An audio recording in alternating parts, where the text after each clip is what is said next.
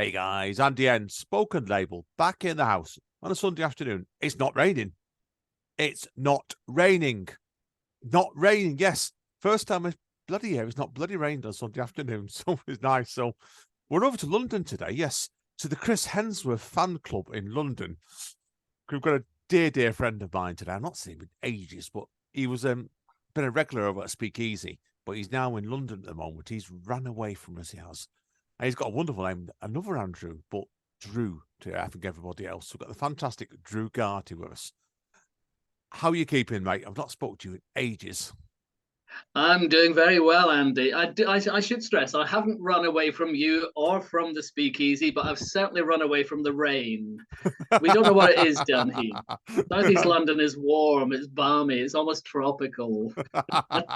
No, good man. I know it's I was at another poetry night actually last week, and the guy read. This will make you laugh.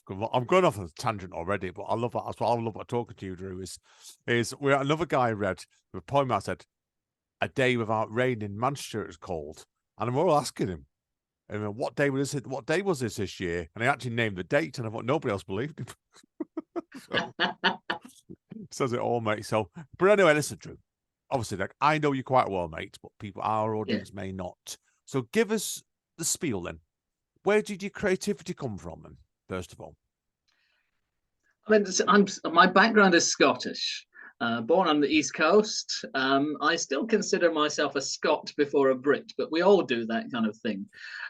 It's having said that, I have lived more of my life out of Scotland than I have in it these days. I left Scotland in my very early 20s, and I'm now, well, let's say my age starts with a 6.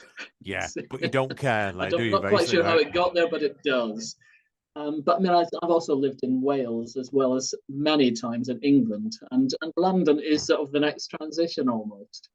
And my education was in Scotland, but my work took me to England.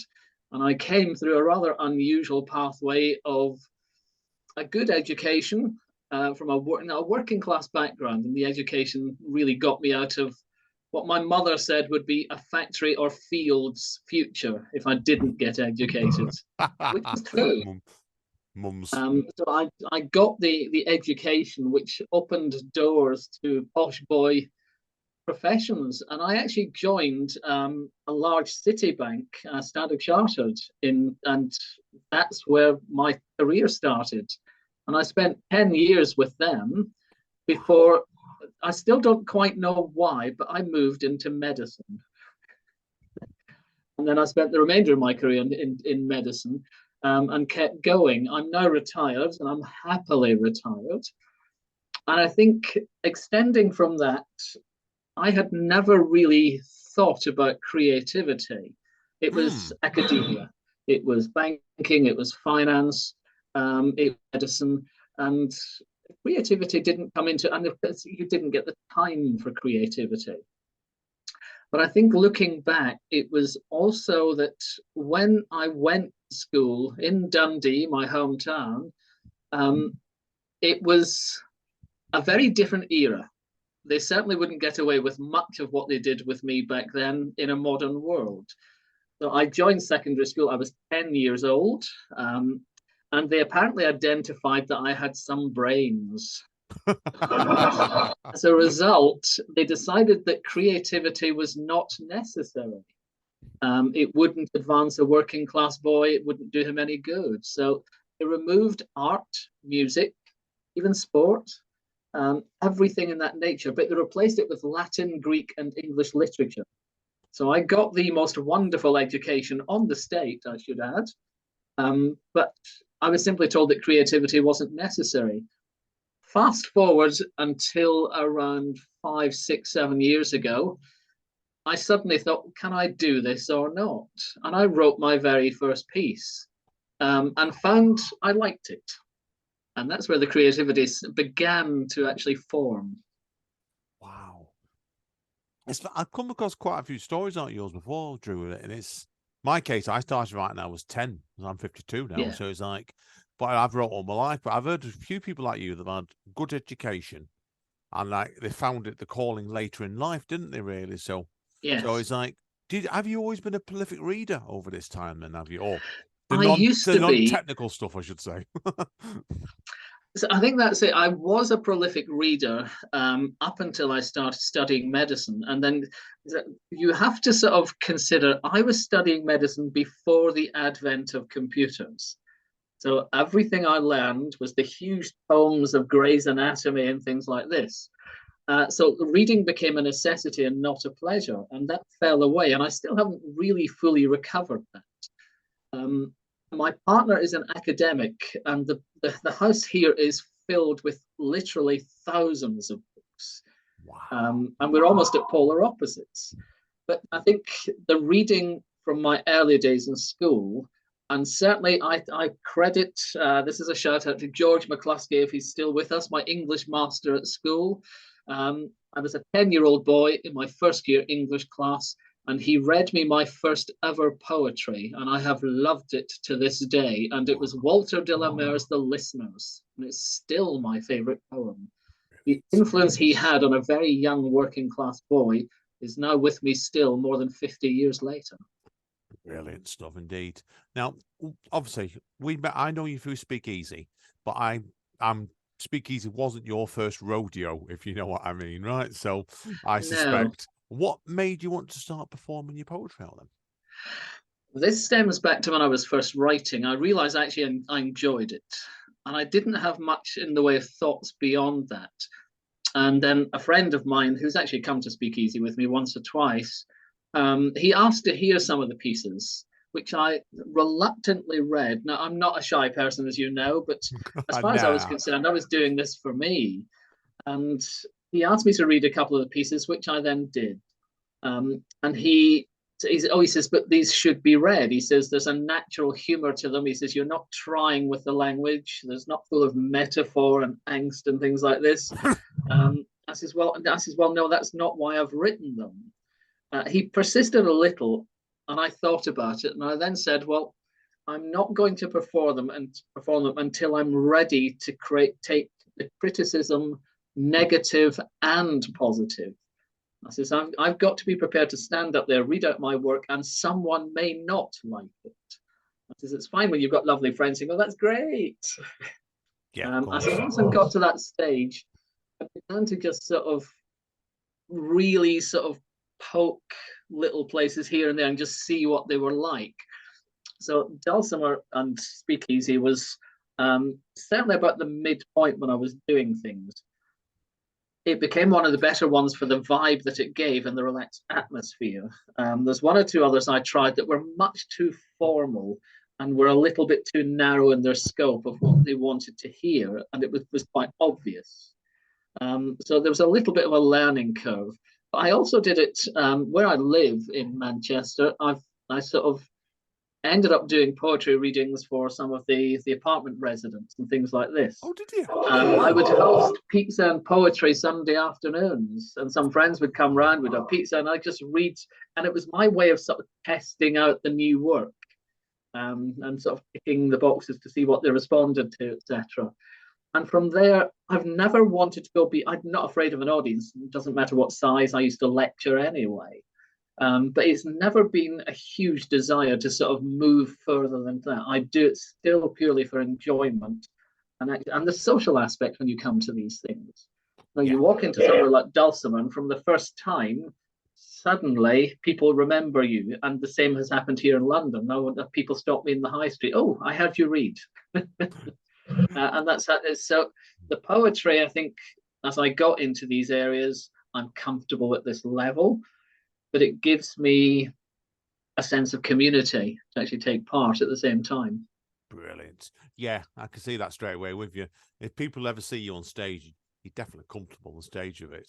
And like you're a proper character. It's great. You're always great to have you on the Speakeasy when you're around, definitely. So now, obviously, people are wondering, obviously, now, for the moment anyway, I presume permanently living in London. And you were telling me just off mic before, you just dipped your toes into the London circuit, haven't you? Yes. For the first time. I stopped you on the pre-record. I want to hear the full story behind it. So what happened? Okay. I mean, my partner lives here in London. We're both now in our 60s. Perhaps it's time that we eventually settle down and grow up. Nah. Try and share a house. Nah. We sort of taking it slowly and sort of being very conscious that we might be just two old gits living in the same home. So, and you Well, have to be careful of that. I'm an old git living with an old wife, so yeah, I know what you mean there. So we've got to be careful having his and his spaces. Now, his office is actually downstairs and mine is upstairs. And they're sacrosanct areas we do not disturb. But as I've been here in London, I've found that I don't know the area very well. One of the ways of getting back into it, as I mentioned previously, is that sort of getting into a community somewhere. And I happened to sort of go into a cafe. It had vegetarian food, which appeals to me. And having gone in 2 or 3 times, the owner sort of asked, "Oh, he says you've come in a few times. Have you? What's your background? What do you do here, etc." So I explained to him that I did some photography, some poetry, performing, writing, etc. And he suddenly said, "Oh, would you come and read for us on Saturday?" He says, "We have some performers coming in, some spoken word, some music." He says it's quite well attended. And this place is Leo's, and it's a sort of very bohemian, almost hipster vibe, not dissimilar to Dulcimer. But they go to what I didn't realize when I appeared was that this was not an open mic. And I suddenly found myself with sort of squeaky bum syndrome. Oh, wow. Because these people were paying 20 quid a ticket. It was a paying audience, which I thought, right, I've got to entertain. And I very quickly had to sort of think about the kind of thing I was going to do. I didn't know the other people performing. I didn't know what their vibe was. There was no theme for the night. It was very relaxed, but also very demanding. But there was food and drink served. Some local ladies from the Caribbean community came in and served the most wonderful homemade curry, I have to say. Nice. And it was just that kind of vibe. But I think very unusually for me, I had 2 very large glasses of white wine before I went on stage. And I did what I normally do. Once I actually see the microphone, I simply seem to relax. I'm not sure why. There was a chap on before me, Jamie, who was a fellow Scotsman from Glasgow. And I used that as an opener. Where's the only other Scotsman in the room? And started the banter from there. I chose a piece to read which gave my background, and which I think I've read at Speakeasy. Hello, Doctor. It's about the things people say when they come along to tell them they've got something wrong. And it was enough to give them an insight into me, but also some background humour and so on. But it really was quite a sort of a bit of naivety that I didn't realise. But I did find that the London audience isn't necessarily more sophisticated, but they want more for more bang for their buck in a way. This was an entertainment venue. This was not a venue for poets to get themselves together and see each other's work. And that was a huge step forward, which caught me unawares. I should add, they have asked me and invited me back to do 27th of April. So I've agreed to do that one for them as well. Great stuff. Great stuff, mate. Obviously, it just goes to show you've not scared them off, then that been the case. No. Well, interestingly, I mean, I'll say I've not scared them off. My partner came with me. Now, he's never heard me read, and I don't read my stuff to him. Wow. Yeah. Now, there's a reason behind this, Andy. My partner is a West End reviewer. Oh wow. Oh wow. I wouldn't expect you to say that then to me. Well, he is, wow. I mean, he's a lovely, lovely chap. And I'm sort of I'm not afraid of what his opinion is, but I'm concerned that we do go to the theatre. But I often have to say to him when we're going as a couple, we're going as a date, take your reviewing head off.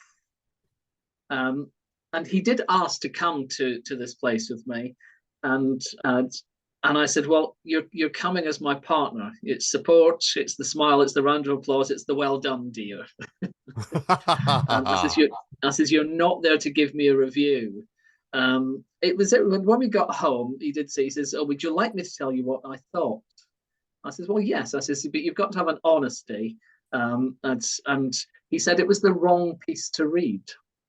Oh, that's interesting. And I looked at him and I says, I says, actually, I know it was the wrong piece to read because it was out of step with the rest of the vibe. I says, but I chose it because people will remember that as a result. And it worked. And he has since, he says, yeah, he says, I still think it's the wrong piece to read. He says, but it did do what you wanted it to do. He says, so your experience showed through. But it's one of the vagaries that when you have a partner like that, you have to separate that, you know, he's not to be at work when we're out doing some entertainment, or I'm reading some of my work, or some of my friends are reading theirs. And he's, you know, his West End reviews, and of course he does mainly opera, ballet, the arts, classical concerts. I get wonderful press tickets to go to all these free things. That's good to me. But it can be, it's one of these things in a relationship you have to learn to keep a little separate. But I need an honesty from my partner as well. He has to actually tell me if something is really, really bad or shouldn't be done. Whether you listen to him is another ball game, as I always say. Well, Sometimes he would complain that, no, well, you're going to do your own thing anyway. Well, yes, I am. I have confidence in my abilities. Brilliant stuff indeed, mate. So, do you think then you will carry on reading in London then, or do you think you'll? I think the answer is yes. It's taken a bit of a backseat, partly because I'm moving, partly because I'm finding my way around the community. But the creativity didn't start and stop with just the writing. I have since moved into photography. Oh. And I do a lot of photography. I've become quite professional. I've learned an awful lot. That in itself was part of the creativity originally, when I somehow fell into becoming a model at 53 and I retired from that at 60. Hey, that's what I love about getting people on like you, Drew. You're like me, because I stumbled on my life and stumble into things sometimes by chance. And I think poetry was the same for me. So I know exactly what you mean. So I use that. So that's been part of the basis, but that put me behind the camera. So I now do sort of bespoke shoots for people. I will do occasionally bits of events, but again, I want to sort of, I want to find out how far I can go. So for my sins, I've been going to Bolton University and actually studying photography, using their studio facilities. It's now sort of upped my skills quite a bit. And that will come to an end sort of in June, and I will then revert back to more of the writing, more of the performing, things like this. But the creativity had to become a parcel of different skills that I could explore. So I moved into woodwork as well, and I produced some wood sculpture, which I managed to get into exhibition at the Salford Art Gallery. And again, a surprise. It was just, and it was a, could I do this or not? They told me it wasn't necessary, but I've never tried. But I've never seen these as something that I desperately have to do. I sort of move on to explore. But the poetry, the writing, and the photography have always been consistent all the way through. Yeah. I don't feel the need to sort of really that they'll sort of change priorities, but they're not going to fade away. Yeah, no, I understand you completely with it. It's the same for me. Like, I've got consistencies in my creativity, but I never stand still. Yeah. That's why I understand you completely. I think it's a crunch point for anybody as an artist, really. You've got to be constantly moving forward one way or another.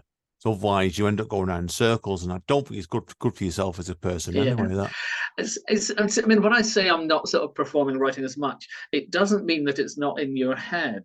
I still have my notebook, and it's the side of me here. There are several things. So the eclectic sort of little note I've made. I'll read one or two of them out. I once heard someone saying intermittent fault, and I thought, well, there's a poem in there somewhere, but it still hasn't developed into anything. Yeah. The next one is, I had a rather sort of a yummy mummy, for want of a better expression, and all I heard was, darling, be careful, don't step on the hummus. And I thought, there's a poem there as well. Gotcha. The best one I ever had and heard of, and it's been in my book for a while, is a couple of Manchester ladies of a certain age who were sitting on opposite ends of a bench because they still had to distance. I was in earshot of the beginning of the conversation. Joan and Susan, we'll call them. And Joan opened the conversation. with the words, "I'm waiting for me bras." And then there was just a pause and a silence. And Susan says, "Have you had your tea?" And then there's another pause. And then Joan will kick in and say, "Me pants have come, but I've not got me bras." And this conversation, it was pure Victoria Wood. You saw where these characterizations came from. So I still want to develop that narrative. I had no idea where the conversation went with these ladies, but it was just pure Manchester. Yeah, it sounds like it. It just shows you can leave Manchester, but it's still in your blood. Even if Yeah, and it's these notes still get written down into my book, and sort of so when I get back to them, or the muse is there, I start to form what the piece could be. One of my flaws is, and I do this at Dulcimer, if I've got somebody with me, they'll say to me, "What are you reading?" "Oh, I'm doing this, this, and this." And then I get to Dulcimer, or I get to wherever I'm going, and I sit there and I think, "Oh, no, I'm not doing them." And 10 seconds before I've gone up on stage, I've changed it. Oh, it's soft law, mate. It really Apparently is. that's called being artistic.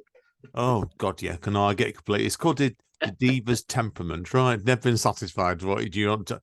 I've done it. I've gone on stage before now with my tablet, looking at the audience, thinking, no, I can't be asked this piece I was going to read. So I spent for 10 seconds flicking through for something else. So, yeah, I know it well, mate, with it. So, yeah.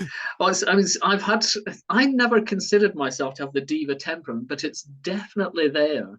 And it happened a couple of times. I went on stage at Contact Theatre in Manchester. Oh, it was a big audience. Wow. It was 250 people, quite demanding. Again, they'd sort of, and they'd contacted me about doing a piece, doing a set, and it was 20 minutes. And that's a long time to be on stage. Yeah. And for the first time ever, I got asked to provide my bio and to provide a picture. I thought, "Oh, I've made it." This will be a second chance after we finish here today. And they asked me, "Was there anything I wanted on stage?" I thought, "Oh, I'm getting a rider as well." Wow. And I said, "Well, all I need is a stool." And when they had a compound, when I got up on stage, the stool wasn't there. And I got hold of the mic and I looked out to the sides. I says, "Where's my stool?" I says, "Bloody Beyonce doesn't have to put up with this crap." "Where's my, I'm not starting till I get my stool." Oh, but it was a good opener with the audience. Best one was a theatre venue, actually up in Scotland. I got on stage and the mic failed. Oh, I've had 400 people in the audience. And it was a sort of radio mic. And this stagehand sauntered out, took the mic, and then just left me on stage with dead time. All these people looking at me. So I sort of looked at them and I said, "Okay, it's me, you, and a microphone stand. Any clean suggestions, please?" Somebody actually shouted out, "Do Freddie Mercury." I'm going to say no comment there. And I was just sort of sweating, hoping that this microphone would arrive back as soon as possible. Oh, I would have loved to have heard that. These unexpected things happen. I've gone on stage and my glasses have suddenly broke. I can't see what I'm reading. Oh, yeah, I've had incidents like that. Oh, dear, dear, dear. Nothing in life prepares you for that kind of thing, but you have to have that sort of almost quick wit to know how to move on. If you delay by even 10 seconds, you've lost the audience and you've lost your own confidence as well. Oh, God, yeah. No, I know exactly how you feel with that. Life is full of surprises. And that's why I thought, yeah, God. Do you have any ideas where you want your creativity to lead you next at the moment, then, if not your poetry? One of the exercises I've done recently is combining the poetry and the photography. We were given as an assignment, we were given a series of choose a poem, choose a classical poem, choose a well-known poem, and take photographs that fit the poem. And I thought about doing that the other way around and taking some of my photography and perhaps adding spoken word narrative or indeed a poem to it.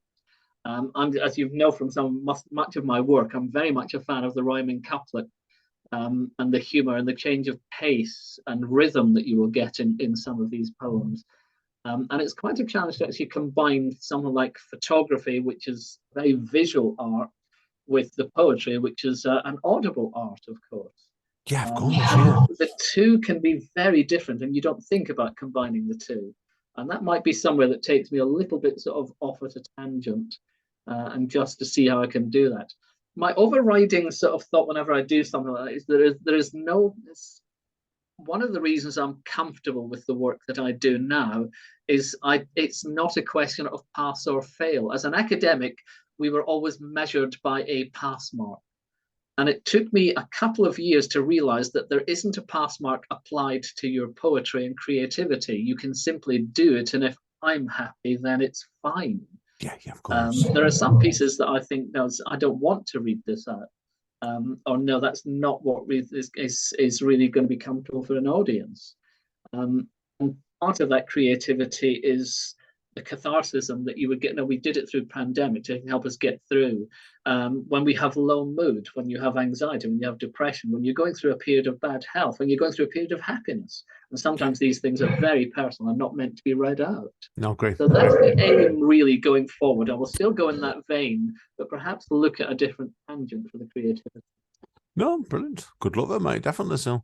Said, I look forward to getting you on stage at Speakeasy sometime, and we'll get Amanda stood there taking pictures of you doing some very weird things on stage just to imitate. Yes, I know. Preferably dressed up as Chris Hemsworth, just for the pair of you.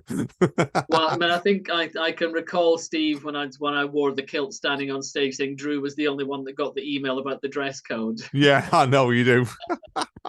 Yeah, that's steepy, that one. And I'll tell him later on I spoke to you as well. So, okay, Drew. My regards. I will do, man. Tell Mandrel. Obviously, today, if people want to get hold of you to talk about your writing and any sort of creativity, how do you recommend they do it? This is something I've constantly resisted. I have no social media. I've never needed it. I don't want it. And I don't post my work on social media. I tend to simply use the good old-fashioned email and WhatsApp. And I don't particularly mind that. And I'm the same with the photography. I think in both cases, I consider the work actually very private. I don't need to share it with the wider public, especially the unknown public. When I come to Speakeasy, when I go to do any of the other theatres, any of the other venues, it's my choice to deliver it to that audience. And to sort of simply put it out there. But I also discovered, of course, the flaw with the poetry. If you publish it on social media, publishers won't touch the work because they consider it already published. Yeah. So I've resisted this. So I tend to sort of swap emails and numbers with people, and I'm quite happy for that to be given out. It doesn't particularly concern me. And people do take an interest, and they do make the effort to then ask you much more specific questions rather than just giving you a like on Facebook. No, point completely, mate, with you. So straight away. So I'll give your email address afterwards, mate. Yeah. Okay, so people get in touch with you. That's fine. Oh, brilliant. Yeah. Right. We'll take a quick break, people, and we're going to let Drew bombard you with some Chris Hemsworth poetry. Love poetry in a minute. So, right. Thanks again, Drew. We'll speak to you. Thank you.